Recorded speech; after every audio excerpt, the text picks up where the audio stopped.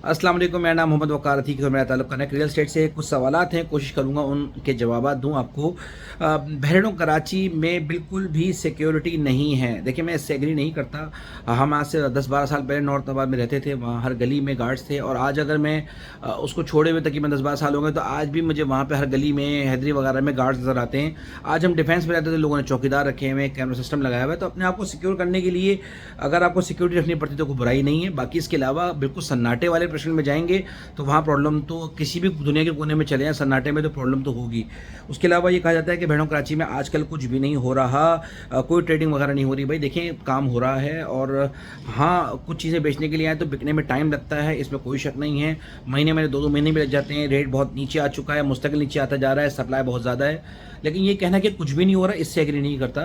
10 की विला 25,000 तक आ चुके थे, 40,000 में नहीं मिल रहे। सो सिटी का विला 18,000 से 30,000 तक किराया चला गया है। चीज़ें बेहतर हैं। जो प्राइवेट बिल्डर्स ने फ्लैट्स बनाए हुए थे, उसमें लोग रहना पसंद कर रहे हैं, रहना चाहते हैं वहाँ पर।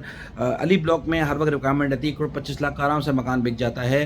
तो बेशक वो वारा खाए ना खाए बिल्डर को, लेकिन चीज़ बिकने के लिए आए तो बिक जाती है। कोई भी विला हो, फ्लैट हो, बहरिया हाइट्स के अपार्टमेंट्स हो, किराए पर चढ़ जाते हैं, लोग रहने आ रहे हैं। बेशक दूर है। भेड़ों कराची का सबसे बड़ा नुकसान ये है कि वो भेड़ों कराची दूर बहुत है। अच्छा जी, करप्ट मैनेजमेंट है भेड़ों कराची की। पीपल ट्रैप्ड है वहाँ पर। ये क्या ये रियलिटी है कि नहीं? देखिए, मैनेजमेंट अगर करप्ट होती तो उसी तरह से वहाँ सफाई नहीं हो रही होती, वहाँ मैनेजमेंट वैसा काम नहीं कर रही होती। मेरे ख्याल से सड़कें भी साफ़ हैं, डेवलपमेंट का काम भी चल रहा है। तो उस लिहाज से तो जो चीज़ें हैं ओके की रिपोर्ट है। मेरे लिहाज से तो यहाँ पर डरने की ज़रूरत नहीं है।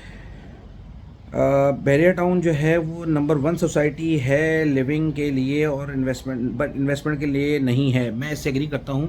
इन्वेस्टमेंट DHT कराची की और रिहाइश जो है भेड़ों कराची की। रिहाइश के से मैं इसलिए कहता हूँ, देखो आज आप कच्ची बाजी में भी कुछ लेते हो ना, तो वहाँ पे मकान बना दो, कोई आपको नहीं निकालेगा। तो यही कंडीशन में भेड़ों कराची के लिए भी लगाता हूँ कि अपना मकान बनाने रहो, उससे कोई फ़र्क नहीं पड़ता। लेकिन नंबर 1 सोसाइटी नहीं है भाई। नंबर 1 सोसाइटी वो होती कि सिक्योरिटी के लिहाज से भी अच्छी होती और इन्वेस्टमेंट के लिहाज से भी अच्छी होती। मैं DHT सिटी कराची को भी नंबर 1 सोसाइटी काउंट नहीं करूँगा। उसकी भी बहुत सारे ड्रॉबैक्स हैं, बहुत सारे मामलात हैं। मरी हिल्स व्यू के साथ बेहतरीन फूड स्ट्रीट बन गई है। बिल्कुल, इसमें कोई शक नहीं है कि वहाँ पे डेवलपमेंट का काम बहुत बना हुआ है। जो लोग वहाँ रहते हैं उनसे पूछिए कि वहाँ पे स्कूलिंग सिस्टम मौजूद है, वहाँ पे ट्यूशन सेंटर्स मौजूद हैं, वहाँ पर खाने पीने की जगहें हैं, बहुत सारी चीज़ें हैं जो एक नई सोसाइटी के लिए चाहिए होती हैं। पिछले 1-10 सालों में जिस तरह से उसने अपने को डेवलप किया, मैं कहता हूँ बेहतरीन है, क्लासी है। सेफ्टी नहीं है, फिर दोबारा सवाल किया था। भाई सेफ्टी है, आपको अपनी सेफ्टी खुद करनी पड़ेगी। गार्ड, चौकीदार और कैमरा सिस्टम लगाना पड़ेगा, तो ही चीज़ें बेहतर होंगी।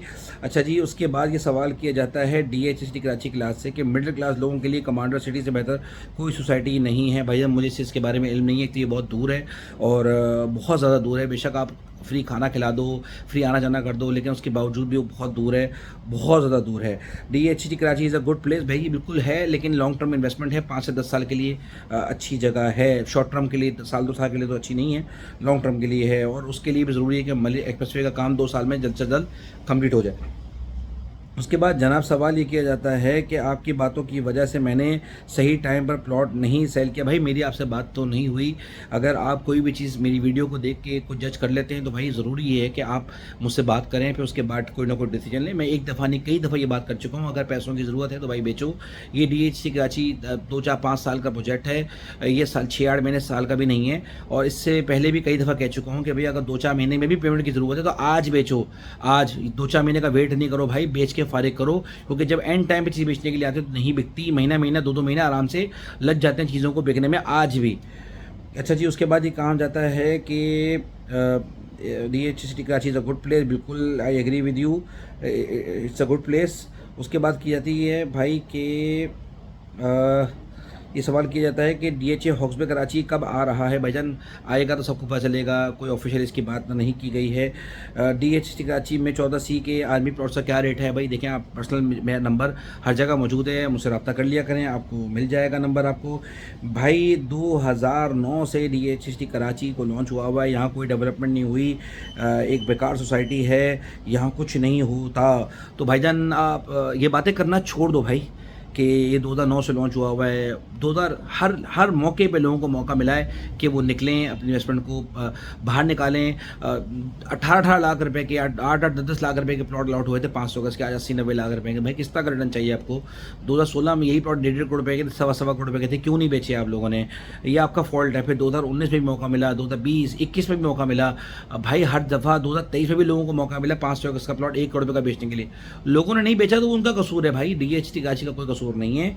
अच्छा जी, भाई DHT कराची में बायर को 8 ईयर्स हो चुके हैं और ह्यूज लॉस में हैं, अभी तक 8 साल हो चुके हैं। भाई इसमें मसला आपका है, इस सोसाइटी का मसला नहीं है।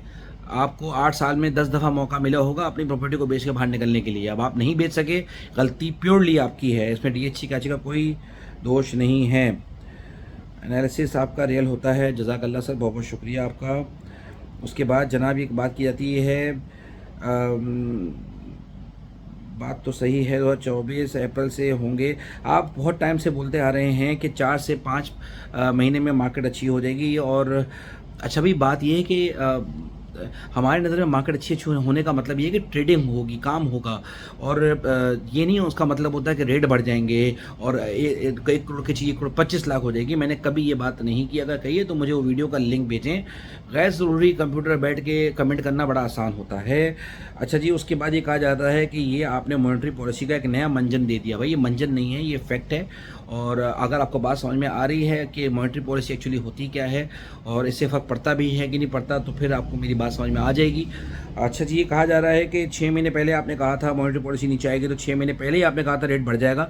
ऐसा कुछ भी नहीं है, ऐसा कुछ भी नहीं कहा गया। उसकी वजह ये है कि 6-8 महीने से मैं मॉनेटरी पॉलिसी की बात कर रहा हूँ और उस वक्त से रेट नीचे भी आ रहा है।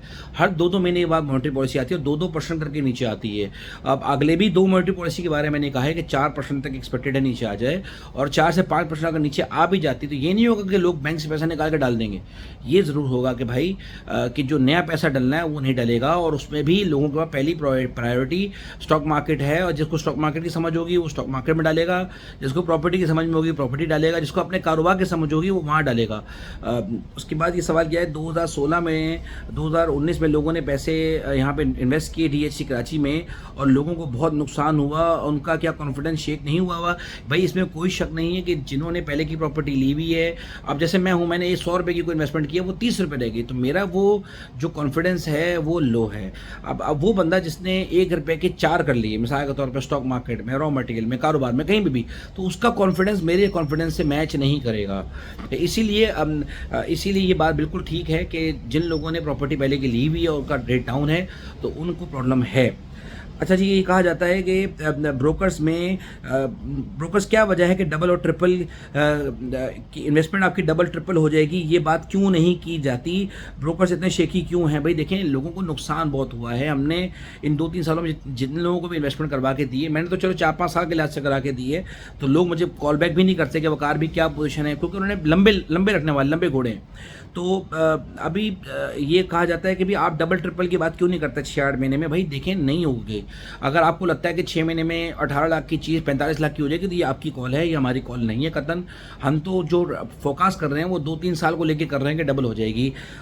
हमें तो लगता है कि ये प्रॉपर्टी 1 साल के अंदर डबल हो जाएगी, क्योंकि बहुत सारी ऐसी इकोनॉमिकल एक्टिविटीज़ हो रही हैं जिसकी वजह से ऐसा लगता है कि DHT कराची की इन्वेस्टमेंट डबल हो जाएगी मलिक एक्सप्रेसवे बनने के बाद। अच्छा भी अल्लाह करे ऐसा ही हो कि बेहतरीन हो जाए। मैं कहता हूँ रेट गिरना भी कम हो जाए, और इसमें कोई शक वाली बात नहीं है कि रेट इतने नीचे हैं कि प्रॉपर्टी की मार्केट ही अच्छी लग रही है अब इन्वेस्टमेंट के लिहाज से।